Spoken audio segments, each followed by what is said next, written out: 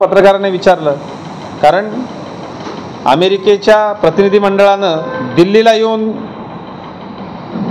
चर्चा करणं, शेवटी आयात निर्यातीचा रेशो काय हे आपल्या सगळ्यांनाच माहिती आहे.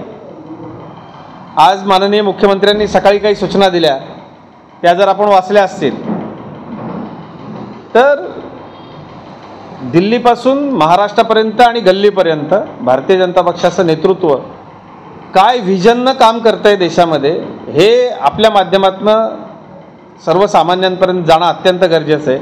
आज माननीय मुख्यमंत्र्यांनी सांगितलं आणि आवर्जून उल्लेख केला की जर या चर्चांमधनं काही निघालं नाही तर आपण जे अमेरिकेला पाठवत होतो ते आपल्या बाजारपेठेमध्ये आणि इतर देशांच्या बाजारपेठांमध्ये कसं जाईल.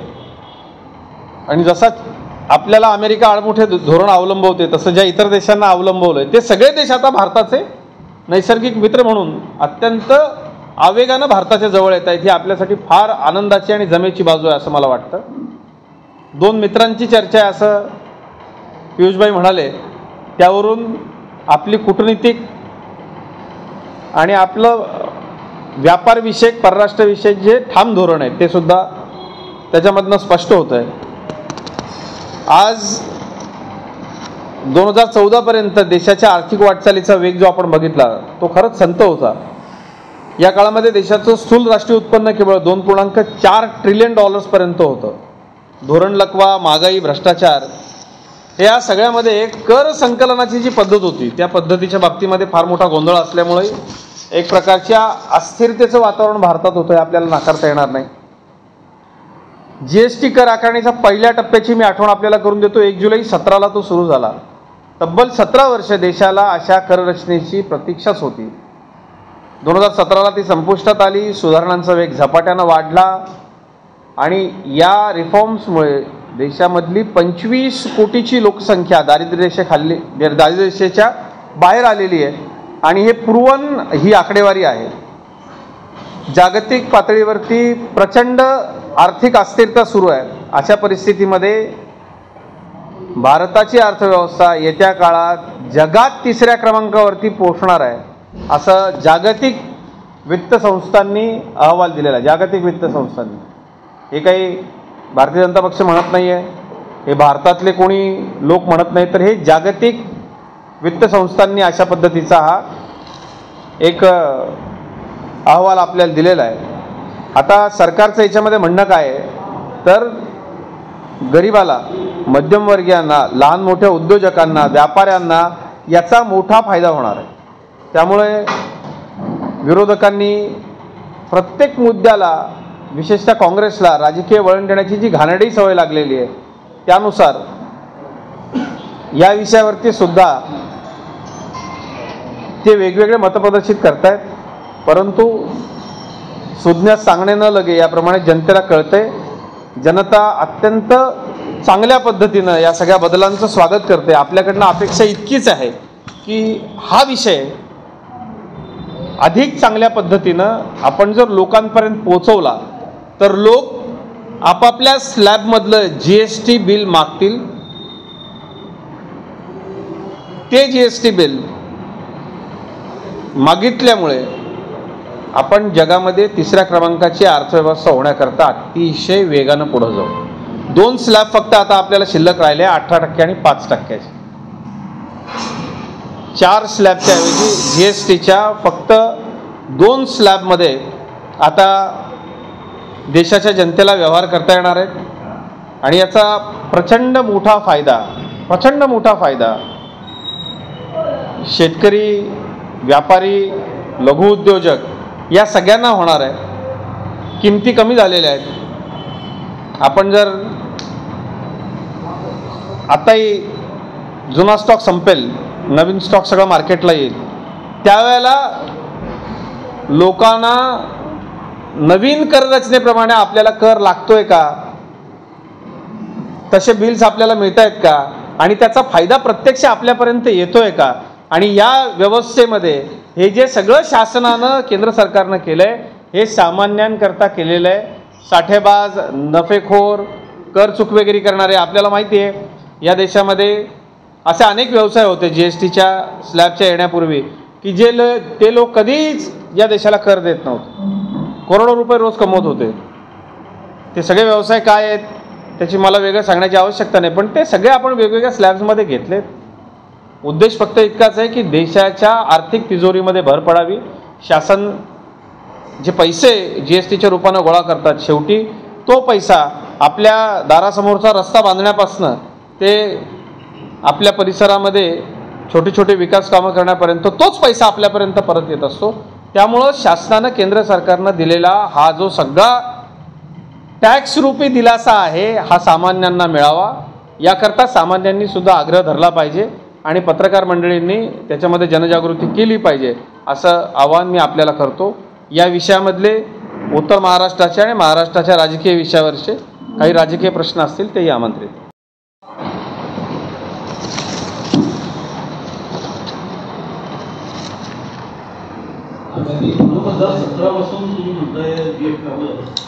त्याला स्लॅब केले. मनमोहन सिंगांनी अगोदर सांगितलं होतं की हा GST चुकीच्या पद्धतीने लागू झालेला आहे, त्यावेळेस तुम्ही विचार केला नाही. आता 2017 पासून भारतीय जनता लोकांवर जो चार प्रकार लागू झाला आहे त्याचं काय, आतापर्यंत लूट होती का जनतेची? मनमोहन सिंग कसा स्लॅब लागू करणार होते त्यांनी सांगितलं होतं. आपण तेच बोलले होते ना. मनमोहन नाही, कसं सांगितलं होतं त्यांनी, मनमोहन सिंगांनी कसं सांगितलं होतं? काय त्यांचा स्लॅब, मनमोहन सिंगांचे स्लॅब्स काय होते? तुमचे 4 स्लॅब 2017 पासून लागू केला, तुम्ही 4 स्लॅब केले, तुमचे आता 2 स्लॅब केले, 2017 पासून त्यांची लूट होती.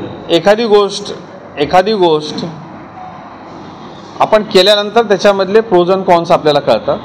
ते केल्यानंतर त्याची व्यवस्थितपणे अंमलबजावणी झाली पाहिजे, याकरता GST परिषद आहे. आणि मला असं वाटतं पत्रकार परिषद प्रश्न विचारताना थोडासा अभ्यास केला पाहिजे. हा पैसा शासनाच्या खिशात, तुमच्या माझ्या खिशात किंवा प्रत्यक्ष कोणाच्याही खिशात जात नाही, त्यामुळे त्याला लूट म्हणता येणार नाही. देशाचा पैसा आहे, तो देशाच्या जनतेचाच असतो. तो ज्या पद्धतीनं गोळा केला जातो ती पद्धत लागू केल्याशिवाय आपल्याला समजणारी नव्हती. त्यामुळं जो काही पैसा आला आहे, मला तर असं वाटतं की शासन एखाद्या विषयामध्ये जनहिताकरता, देशहिताकरता वेगवेगळं टॅक्सेशन लावत असतं आणि ते पैसे गोळा करत असतं. त्याच्यामध्ये स्थानिक स्वराज्य संस्था लावतात, तर त्याला काही लूट म्हणता येणार नाही. कारण आपण मग तो टॅक्स तुम्ही निजामशाला दिला, आदिलशाला दिला का?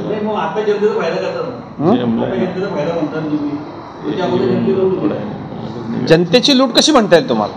कशी म्हणता येईल? तो ज्यांच्याकडनं वसूल केला, ज्यांच्या कोणाकडनंही वसूल केला 28% मी स्वतः भरणार आहे. नाही, असं पत्रकार माझ्यावर जबरदस्ती नाही करू शकत. मला जे सांगायचं ते मी सांगू शकतो.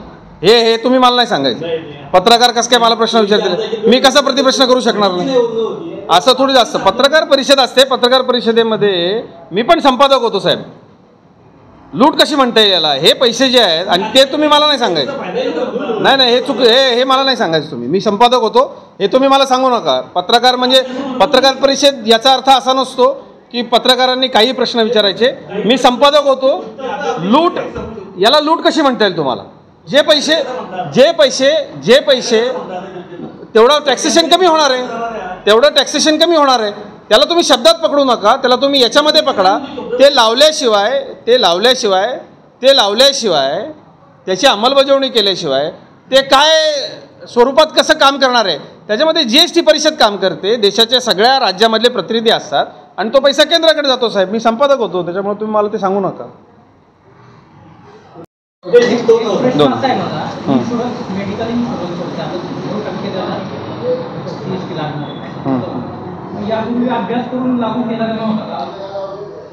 माझं आपल्याला तेच म्हणणं आहे की वेगवेगळ्या तज्ज्ञांच्या समित्या, GST परिषद कसं काम करते हे आपल्याला माहिती आहे, बरोबर आहे. वेगवेगळ्या तज्ज्ञांच्या समित्या त्याच्यामध्ये होत्या आणि त्यांनी जसं सुचवलं, ही या रिफॉर्म्समधनं हे एका रात्रीतले नाही आहेत. म्हणजे आपला रोष किंवा त्यांनी जे विचारलं ते अगदी स्वाभाविक आहे. फक्त लूट या विषयात विचारलं म्हणून मी त्याला तसं उत्तर दिलं. आपला प्रश्न स्वाभाविक आहे.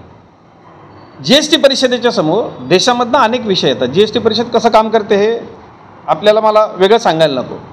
त्याच्यामध्ये अनेक उद्योजकांच्या संस्था असतात, उत्पादकांच्या संस्था असतात, निर्यातदारांच्या संस्था असतात, बाकीच्या इतर गोष्टी असतात. आणि त्या सगळ्यांना जसं एका वफ कायद्याला आणण्याकरता 14 पासनाचा सगळा अभ्यास सुरू होता आणि त्या अभ्यासपूर्ण प्रक्रियेअंतर्गत ते सगळं झालं. जोपर्यंत आपण ही GSTची करप्रणाली देशाला स्वीकारू शकत नव्हतो, याच्यामध्ये आपण बघा एक एक विषय करत असताना, एक एक विषय ठेवत असताना अनेक लोक त्याच्यामध्ये वादी प्रतिवादी होते. आणि जसं आपण कोर्टामध्ये हे करतो, आपली बाजू मांडतो, तशी ती GST परिषदेसमोर राज्यसुद्धा काही मांडत होती. महाराष्ट्रानं सुद्धा काही विषय मांडलेले होते की जे आपल्या फॉरेन इन्व्हेस्टमेंट, बाकीच्या फंडिंग्स आणि इतर या गोष्टींकरता. तर त्याला तेवढा जो कालावधी लागतो, तो कालावधी आपण जी लोकशाही पद्धत स्वीकारली त्याच्यामध्ये तो जातो, हे निश्चितपणे दुर्दैव आहे. पण हे सरकारची सुद्धा तळमळ होती. माननीय मंत्री महोदयांची जर आपण त्या दिवशीची पत्रकार परिषद ऐकली असेल आणि त्याच्यानंतरचं त्यांची जर चर्चा तुम्ही ऐकली असेल, तर त्यांनीसुद्धा हे व्यक्त केलं की माझं हे सर्वात मोठा माझ्यासाठी समाधानाची गोष्ट आहे की माझ्या देशामधल्या जनतेला, कारण कुणाला असं वाटेल ना, मंत्र्यांनाही वाटू शकत नाही, पंतप्रधानांनाही वाटू शकत नाही, माझ्या देशामधल्या लोकांच्या करता आपण हे करू शकलो, ही अतिशय आनंदाची बाब आहे. आणि ऑफ द रेकॉर्ड याच्यामध्ये बऱ्याच गोष्टी आहेत. आपण आता पत्रकार परिषदेमध्ये आपल्यालाही माहिती आहे की वर्ल्ड वाईड, मग त्या केमिकल इंडस्ट्रीज असतील, फर्टिलायझर इंडस्ट्री असतील, मेडिकल इंडस्ट्री असतील, याच्यामध्ये अनेक लॉबीज काम करतात. तर मला असं वाटतं भारत सरकार या सगळ्या लॉबींच्या विरोधात जिंकलं आहे आणि सामान्य माणसाला निश्चितपणे त्यांनी दिलासा दिलेला आहे.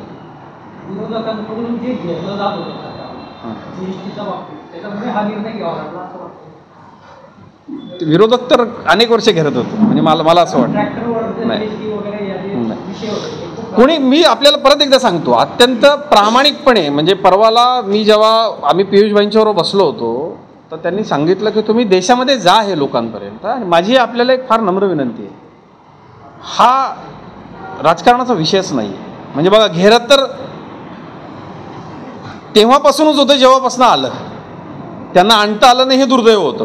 GST आला पाहिजे का, तो आलाच पाहिजे होता. त्याचं कारण असं की भारत जेव्हा जगाच्या स्पर्धेमध्ये धावेल तर तो आपण त्या पोत्याच्या शर्यतीत तर धावत नाही आहोत. अतिशय आवश्यकता होती. आपण अर्थतज्ञांना विचारा, अर्थविषयक कुठल्याही एखाद्या माणसाकडे जा. मला जेव्हा या विषयामधल्या काही शंका होत्या, कारण सुरुवातीच्या काळामध्ये मी व्यावसायिक आहे, म्हणजे व्यक्तिगत माझा अनुभव तुम्हाला मी सांगतो. आम्ही रात्रभर, माझे भाऊ, मी, आमच्या कंपनीचे संचालक मंडळ, आम्ही जेव्हा बसायचो तेव्हा आम्हाला राग यायचा की अरे हे काय आहे. कारण ती सिस्टीम तोवर समजत नव्हती, अंगीवळणी पडत नव्हती, कळत नव्हती, कोणाला माहीत नव्हती. आणि देश एका संक्रमण अवस्थेतनं चाललेला होता. कर रचनेत बदल करणं, चाणक्य असं म्हणतो की एखाद्या राज्याच्या संपूर्ण राज्यकारभाराचा आत्मा काय, तर कर संचय व्यवस्था आहे किंवा कर गोळा करण्याची व्यवस्था आहे. ती कर गोळा करण्याची व्यवस्था बदलणं म्हणजे कुठलाही राज्यकर्ता हे अतिशय सहजतेनं करत नाही, त्याचं राज्य उलथलं जाऊ शकतं, हे आपण लक्षात घ्या. पण ते करणं फार गरजेचं होतं जागतिक स्पर्धेत जर भारत टिकायचं असेल. ते आपण केलं. त्याच्यातला जो दुसरा टप्पा आहे त्याला तेवढा साहेब कालावधी लागणार होता आणि त्या कालावधीमधनं आपल्या अर्थव्यवस्थेला जावंच लागणार होतं. आणि जे बदल आपल्याला करायचे होते ते बदल अत्यंत निर्दोष करायचे होते, कारण ते तुमच्या किंवा माझ्या घराचं बजेट नाही आहे. आपण ते असंच करू शकत नाही. म्हणजे उद्या आदरणीय पंतप्रधानांना जरी वाटलं तरी एखाद्या विषयामध्ये ते त्यांना हवा तसा बेकायदेशीर बदल कसा करू शकतील, तो कायद्याच्या चौकटीत बसूनच करावा लागेल. आणि त्याच्याकरता तेवढा वेळ लागला. अनेक निवडणुका गेल्या, आपल्या प्रश्नाचा रोख माझ्या लक्षात आला. अनेक निवडणुका गेल्या, तो रोष आम्ही सहन करत होतो. आणि आपण लक्षात घ्या की या देशामध्ये मोठ्या प्रमाणावरचा मतदार हा लघु व्यावसायिक आहे, व्यापारी आहे, उद्योजक आहे, मोठा उद्योजक आहे, छोटा उद्योजक आहे. त्यामुळं मला असं काही वाटत हां बरोबर. GSTचे दोन स्तर केले, त्याच्यामध्ये म्हणजे सर्वसामान्यांपेक्षा मोठा वर्ग जो आहे त्याचा अधिक विचार करण्यात आलेला असा एक सूर नाही. माझी आपल्याला विनंती आहे साहेब, आपण एकदा त्याचा परत एकदा अभ्यास केला पाहिजे. माझं मत नाही, मी सूर सांगतोय बाहेर. हो, हा सूर मग खोटाच आहे. म्हणजे तुमचं मत असतं तर मी तुमचं शंका निरसन केलं असतं, तसा काही सूर असेल तर तो खोटाच आहे. त्याचं कारण असं मी तुम्हाला सांगतो की आपल्या आसपासच्या बाजूच्या देशांमध्ये जर तुम्ही गेलात तर साधारणतः एक 2-5 कोटीच्या वरती ज्याचा टर्नओव्हर असतो त्या प्रत्येकाचं स्वप्न असतं की मी लेक्सस घेतली पाहिजे, माझ्याकडे लँड क्रुझर असली पाहिजे. आपल्याकडे 100 CR प्लस टर्नओव्हर झाल्याशिवाय तो विचारच करू शकत नाही, कारण शासनाने इतके टॅक्सेशन लावलं, आता तो करू शकणार नाही. म्हणजे सामान्य माणूस जो आहे तुमच्या माझ्यासारखा, जो छोटी गाडी वापरतो, आल्टो वापरतो, इतर आता बॅटरी संचलित वाहनं आपण वापरतो, त्याच्यामध्ये तुम्ही बघा, माझ्या महिला भगिनी तर इतक्या खुश होतील की टू व्हीलरच्या ज्या चार्जेबल गाड्या आहेत त्यांच्या किमती इतक्या कमी झालेल्या आहेत. म्हणजे सामान्य माणसाला, एका जॉईंट फॅमिलीला 7 सीटरची जी गाडी आहे, 3.5 लाख रुपयानं गाडी स्वस्त झाली. मग काय, किती जबरदस्त आहे हे सगळं. तर हे मला असं वाटतं, म्हणजे इनोव्हा जर आपल्याला घ्यायची, उच्च मध्यमवर्गीय माणूस इनोव्हा घेऊ शकतो. इनोव्हाची किंमत तुम्ही शोरूमला जाऊन बघा, म्हणजे स्वप्न होत आहे. राज्याच्या मुख्यमंत्र्यांनी फोन केला एवढं डिस्काउंट द्या, तरी तो देऊ शकला नसता. इतकं डिस्काउंट मोदीजींनी प्रत्येक माणसाला, या राज्यामधल्या, या देशामधल्या, भारताच्या कानाकोपऱ्यात राहणाऱ्या माणसाला दिलेले. आणि 40% श्रीमंतांना जे लागतं, किंवा साधारणतः श्रीमंत आणि गरीब मी हा भेद कसा मानतो, तर श्रीमंत माणूस आपला श्रीमंतपणा दाखवण्यासाठी विशिष्ट प्रकारचा घड्याळ घालतो, विशिष्ट प्रकारचे कपडे घालतो, विशिष्ट प्रकारची गाडी वापरतो. ती काही सहजासहजी भारतात तयार होत नाही. ती इटलीला तयार होते, फ्रान्सला तयार होते, अमेरिकेत तयार होते, US तयार, ती काय भारतात तयार होत. म्हणजे तो वापरतो ते अत्तारापासून तर गाडीपर्यंत सगळ्या गोष्टीवरती 40% स्लॅब आहे, आणि सामान्य माणसात 18 आणि 5% आहे. त्यामुळं सामान्य माणसासाठीच हे आहे. हे आपण सामान्यांपर्यंत पोचवा. आणि आपण का पोचवा साहेब, माझी अतिशय, मी मनापासून बोलतोय, आपल्या लक्षात येत असेल की मी कळकळीनं बोलतोय. आपण या वस्तू काय आहेत, त्या किती टक्के स्वस्त झाल्या आहेत, त्याचा तपशील आपण आपल्या याच्यामध्ये छापला तर फार बरं होईल. माझी हात जोडून आपल्याला विनंती. तर का, तर आपल्या देशामध्ये काही महाभाग असे सुद्धा आहेत की ते याचा आश्रय घेतील, आधार घेतील, आणि बिलाशिवाय जी किरकोळ विक्री करायची आहे, ती बिलाशिवायची किरकोळ विक्री करून सामान्य माणसाला नगण्य फायदा देऊन स्वतःकडे फायद्याचा वाटा मोठा ठेवतील. अर्थात GSTचा विभाग इतका काटेकोर आहे, आणि त्याची सिस्टीम, मला पंतप्रधानांचं या निमित्ताने कौतुक करायचं आहे. आपल्यापैकी अनेक लोकांचे जर व्यवसाय असतील किंवा बाकी इतर काही उपव्यवसाय असतील, तर आपल्याला माहिती आहे की कुणी जाऊन GSTच्या अधिकाऱ्याला भेटून त्याच्याशी कुठल्याही पद्धतीच्या गोड गप्पा करू शकणार नाही, कारण ही यंत्रणाच फेसलेस आहे. ही यंत्रणा फेसलेस आहे. या यंत्रणेच्या दुर्व्यवहारानंतर, या यंत्रणेच्या कचाट्यात जर कोणी सापडला तर तो सहजासहजी सुटत नाही. त्याला डुप्लिकेशन करता येत नाही. त्याचे देशामधले सर्व प्रकारचे खाती विदिन अ सेकंड सील होतात. ही जी सिस्टीम आपण उभी करू शकलो, मला असं वाटतं याकरता GSTच्या अधिकाऱ्यांचं, अर्थमंत्रालयाचं निश्चितपणे अभिनंदन केलं पाहिजे. कारण कर चोरी रोखणं म्हणजे एक प्रकारे देशांतर्गत, देशासाठी सर्वात मोठा लढा लढणे असं मला वाटतं.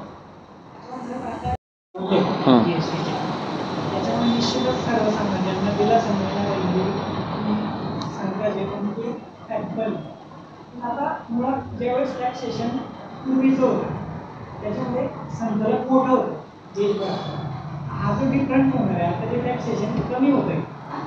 याचा कुठं विचार झाला आहे का, याचा देशाच्या विकासावर होणार किंवा त्या त्या राज्याचा याच्यावरती परिणाम होतो, याचा विचार करण्यात आला आहे? नाही, आता खूप चांगला प्रश्न आहे. हे काल परवा माननीय मुख्यमंत्र्यांना सुद्धा हा प्रश्न विचारण्यात आला होता. सर, मला असं वाटतं एखाद्या गोष्टीमध्ये सूट दिली, एखाद्या गोष्टीमध्ये जर आपण सूट दिली तर त्या गोष्टीचा क्रय वाढतो,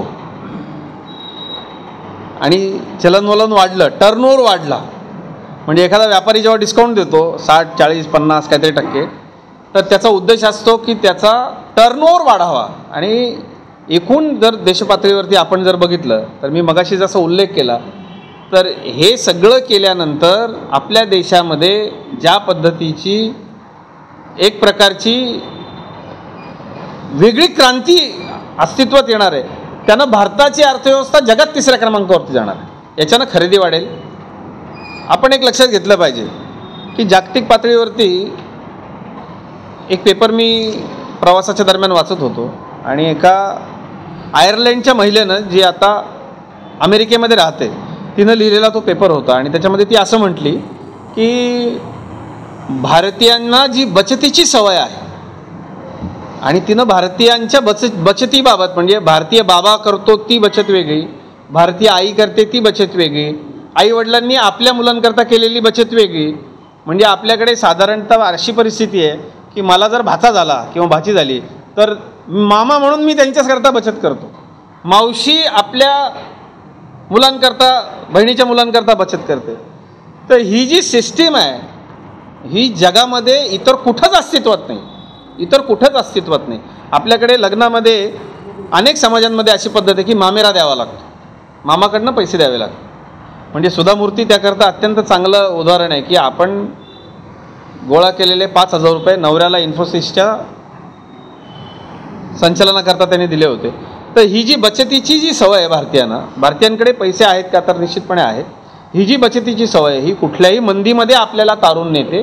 तशीच सूट मिळाल्यानंतर खरेदीची सुद्धा भारतीयांना सवय, ती भविष्यातला होणारा फायदा बघून ती ही खरेदी करत असतात. ती खरेदी मोठ्या प्रमाणावरती होईल, फॉरेन इन्व्हेस्टमेंट मोठ्या प्रमाणावरती येईल. आत्तासुद्धा जर आपण बघितलं तर मी परवा मराठवाड्यामध्ये होतो, आज नव्यानं विकसित केलेल्या महाराष्ट्र औद्योगिक विकास महामंडळाच्या एकाही प्लॉट्सवरती काहीही शिल्लक नाही आणि तिथे सगळ्या ज्या कंपन्या येतात, हजारो कोटीची गुंतवणूक आहे, त्याच्यानं अर्थव्यवस्थेचा वेग आणखी वाढेल आणि आपली अर्थव्यवस्था जगात 3ऱ्या क्रमांकावर जाईल असा अंदाज.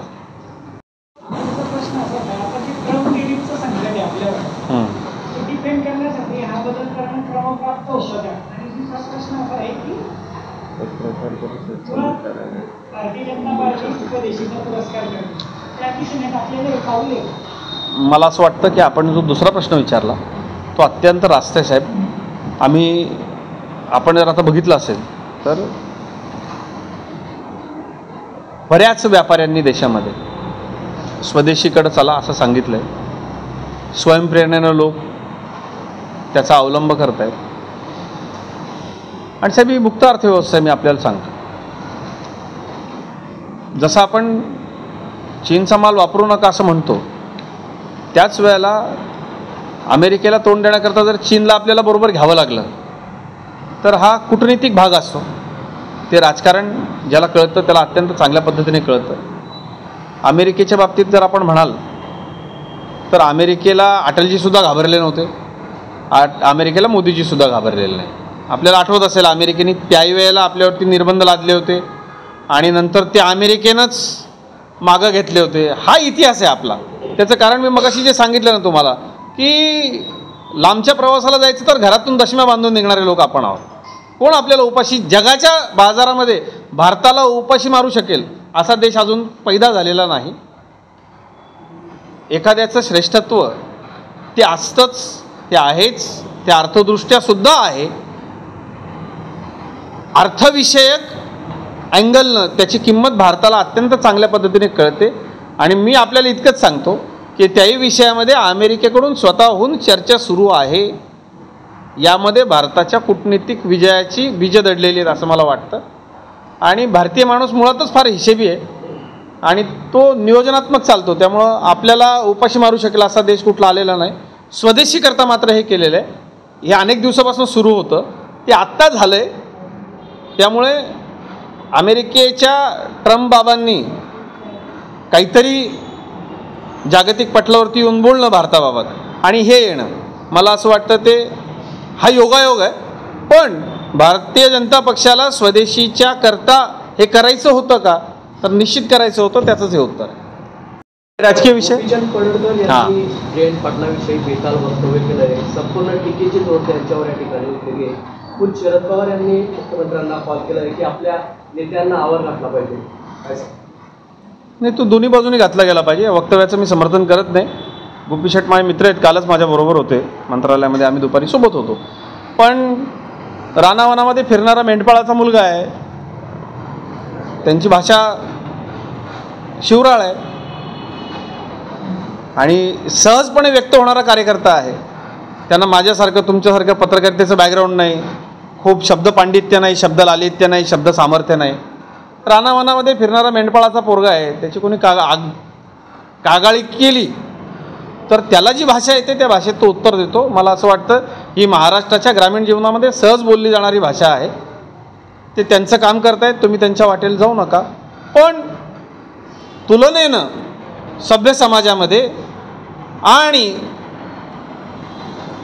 तुलनेनं जी मंडळी स्वतःला एका विशिष्ट दर्जापर्यंत आम्ही आहोत असं समजतात, त्यांना ही टीका झोंबण्यासारखी. शब्दांचं त्या भाषेचं मीही समर्थन करत नाही, परंतु एखादा माणूस ज्या वेळेला एखादी प्रतिक्रिया देतो त्याच्या पाठीमागं काहीतरी असतं. न बोलता टोळ्या चालवणे, न बोलता खून पाडणे, नगरपालिका आमदारकी ताब्यात मिळवण्याकरता सामान्य जनांचे, पत्रकारांचे, सामाजिक कार्यकर्त्यांचे, माहिती अधिकार कार्यकर्त्यांचे इतरांच्या करवी सुपाऱ्या देऊन खून पाडण्यापेक्षा जे मनात आहे ते निश्चितपणे स्वच्छ आणि स्पष्टपणे थेट बोलणाऱ्या मेंढपाळाच्या मुलाचं कौतुक करतो मी. फक्त शब्द चुकलेत त्यांचे. यावरूनच मुख्यमंत्री देवेंद्र फडणवीस यांनी त्यांना समज दिली आहे की भविष्यात जर चांगला नेता व्हायचं असेल तर हे असं वक्तव्य करणं योग्य नाही असा सल्ला त्यांनी दिला. देतात ना मुख्यमंत्री महोदय, आम्हालाही देतात. प्रत्येकाला आमचे नेते आहेत ते, आम्हाला समज देणं त्यांचं कामच आहे. मलाही देतात. महायुतीची सरकार आहे आपलं आणि स्थानिक स्वराज्य संस्थांच्या निवडणुका महायुतीची चर्चा चालते, परंतु मित्र पक्षांमध्ये अविश्वासाचं वातावरण निर्माण झालं आणि तीनही पक्ष म्हणजे राष्ट्रवादी, काँग्रेस आणि शिवसेना हे तिघं स्वतंत्र लढण्याची तयारी करतात. हा अविश्वास कमी होतो, ही दरी वाढते असं वाटतंय का? नाही, आता तुम्ही जे म्हणतायत ना की ते तिघं वेगळं लढण्याचा विचार करतायत, हीच बातमी आहे आणि ती खोटी आहे. मला असं वाटतं की जोपर्यंत घरात बाबा आपल्याला काही देत नाहीत, नक्की काही देत नाही, तोपर्यंत घरामध्ये चर्चा सुरू असते. हे मिळेल, ते मिळेल, ते मिळेल, असं होईल, तसं होईल. तशी ही चर्चा आहे. तीनही श्रेष्ठींचं सहज अत्यंत सहजपणे महायुती, आम्ही सगळेच लोक ज्यांना माहिती आहे नक्की काय चाललं आहे ना, ते इतके थेटपणे का बोलतो माहिती आहे का? माननीय मुख्यमंत्री महोदय, माझे नेते आदरणीय देवेंद्रजी, अजितदादा आणि एकनाथ शिंदेसाहेब यांचं सध्या इतकं नैसर्गिकपणे आणि सगळं सहज चाललेलं आहे.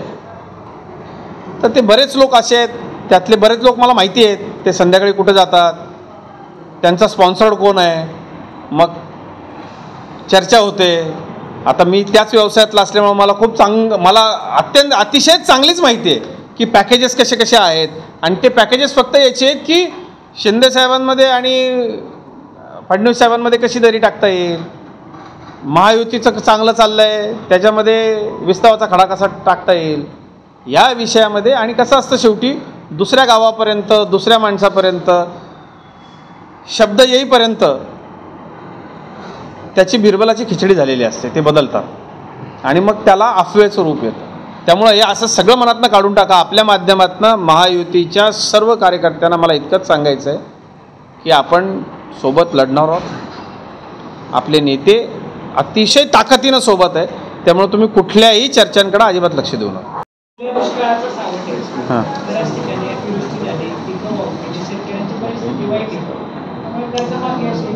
खूप चांगला प्रश्न आहे हा. मी आता तुम्हाला एक सांगतो. आज तुम्हाला एक अतिशय शेवटचा प्रश्न घेऊ आपण. एक अतिशय चांगलं महत्त्वाचा लीड मी आपल्याला देतो. दिल्लीमध्ये एक अतिशय महत्त्वाचा निर्णय या विषयामध्ये सध्या सुरू आहे. आपल्या भागामधल्या माननीय नेत्या रक्षाताई खडसेंनी त्याच्यामध्ये एक फार मोठी दुरुस्ती सुचवली. आपण ताई येतील तेव्हा त्यांना नक्की हा विचारा विषय. दिल्लीमध्ये आपल्यासारखेच माझे जे सोर्सेस आहेत त्यांनी मला जी माहिती दिली की विशेष सर्वेक्षण करून जी दुष्काळी क्षेत्र आहेत त्या दुष्काळी क्षेत्रांमध्ये मदत दिली पाहिजे अशा आशयाचा एक केंद्र सरकारचा प्रस्ताव होता. मात्र आपल्या भागामधली वेगळी परिस्थिती लक्षात घेता आपल्या इथले केळीचे उत्पादक असतील, महाराष्ट्राच्या दृष्टीनं रक्षाताईंनी तो विचार केला असावा असं मला वाटतं. आणि त्यांनी खूप चांगली सूचना केंद्र सरकारला केली मंत्री म्हणून, आणि ती मान्यसुद्धा झालेली आहे. त्यामुळे थोडा वेळ लागेल. पण राज्यामधला हळदीचा शेतकरी, राज्यामधला द्राक्षाचा शेतकरी, राज्यामधला केळीचा शेतकरी, राज्यामधला धान उत्पादक आणि ज्या ज्या लोकांचं या ओल्या दुष्काळानं, जंगली प्राण्यांच्या प्रकोपानं किंवा इतर कारणानं नैसर्गिक कुठल्याही विषयामध्ये नुकसान झालेलं आहे त्यांना मोठी मदत दिली जाणार आहे. राज्य सरकारच्या वतीनं तर ती दिली जाते. निवडणुका आहेत त्यामुळं सामान्य शेतकऱ्यांनी आपल्या भागामध्ये पंचनामे झालेले आहेत का याच्याबद्दल अत्यंत आग्रहानं खात्री करून घ्यावी. राज्य सरकार आपल्याला मदत करायला कटिबद्ध आहे. प्रत्येक ठिकाणी या संदर्भामध्ये माननीय मुख्यमंत्र्यांनी मागच्या आठवड्यामध्ये झालेल्या कॅबिनेटमध्ये याचा अतिशय सविस्तर आढावा घेऊन मुख्य सचिवांसकट सर्व पालकमंत्र्यांना अत्यंत व्यवस्थित सूचना दिलेल्या आहे की कुठेही एखादा गाव, पाडा, वाडी, वस्ती या विषयामधनं सुटता कामा नये. त्यामुळं मला असं वाटतं की हे खूप छान होईल. दुसरा विषय, आपण माननीय मंत्री महोदय जळगावला येतील तेव्हा त्यांना नक्की विचारा की आपण अशा कुठल्या विषयामध्ये आपण पुढाकार घेऊन केंद्राला तशी काही सूचना केली आहे का, अशी काही मदत येणार आहे का. पण माझ्या माहितीप्रमाणे केंद्र ही वेगळी मदत अशा पद्धतीची करणार आहे. GSTच्या विषयामध्ये आपण सगळ्यांनी खूप चांगलं कव्हरेज द्यावं. एखादी पुरवणी जर आपल्याला करता आली तर करावी. त्याकरता आमच्या स्थानिक सहकाऱ्यांची मदत घेता आली तर आपण ती घ्यावी. पत्रकार म्हणून आपण त्याच्यामध्ये जर रील्स केले, आपण छोट्या छोट्या बातम्या केल्या तर त्या आपल्याला लोकांपर्यंत लोकांच्या फायद्याकरता लोक फॉरवर्ड करतील. आपल्याला त्याचा TRP मिळेल, आपल्याला त्याची लाईक शेअर मिळेल आणि लोकांपर्यंत हे एक खूप चांगला विषय लोकांपर्यंत जाईल. मी आपल्याला व्यक्तिगत पुन्हा विनंती करतो, कृपया आपण हे करा. ही एक प्रकारची देशाची सेवाच आहे. कारण कमी झालेला हे टॅक्सेशन थेट सामान्य माणसाच्या खिशात गेलं पाहिजे.